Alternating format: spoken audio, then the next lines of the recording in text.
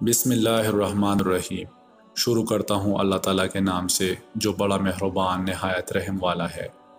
حضرت عمر رضی اللہ تعالیٰ عنہ سے روایت ہے کہ رسول اللہ صلی اللہ علیہ وآلہ وسلم نے فرمایا کہ ایسا ہرگز نہیں ہو سکتا کہ کوئی نامحرم آدمی کسی عورت سے تنہائی میں ملے اور وہاں تیسرا شیطان موجود نہ ہو۔ تشریح: معاشرے کو فواحش اور گندے اعمال و اخلاق سے محفوظ رکھنے کے لیے رسول اللہ صلی اللہ علیہ وآلہ وسلم نے جو ہدایات فرمائی ہے ان میں سے یہ بھی ہے کہ کوئی شخص کسی نامحرم عورت سے تنہائی میں نہ ملے۔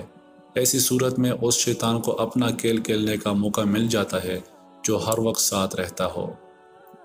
تشریح: مطلب یہ ہے کہ جب کوئی نامحرم شخص تنہائی میں کسی عورت سے ملے گا تو شیطان اس کو معصومیت میں مبتلا کرنے کی ضرور کوشش کرے گا۔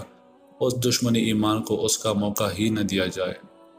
حضرت جابر رضی اللہ تعالیٰ عنہ سے روایت ہے کہ رسول اللہ صلی اللہ علیہ وآلہ وسلم نے فرمایا کہ ایسا ہوتا ہے کہ کوئی عورت شیطان کی طرح آتی یا جاتی ہو، یعنی اس کا ڈنگ اور اس کا چال آدمی کے لیے شیطانی فتنے کا سامان بن سکتی ہے۔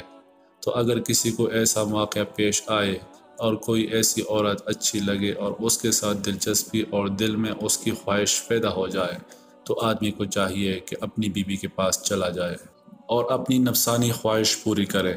اس سے اس کی اس گندی خواہش نفس کا علاج ہو جائے گا۔ تشریح: انسان کی یہ فطرت ہے کہ کوئی کھانے پینے کی مرغوب چیز دیکھے یا خوشبو ہی آ جائے تو اس کی خواہش پیدا ہو جاتی ہے۔ گرمی اور تپش کی حالت میں ٹھنڈی، سایہ دار اور خوش منظر جگہ دیکھ کر وہاں ٹہرنے اور آرام کرنے کا جی چاہنے لگتا ہے۔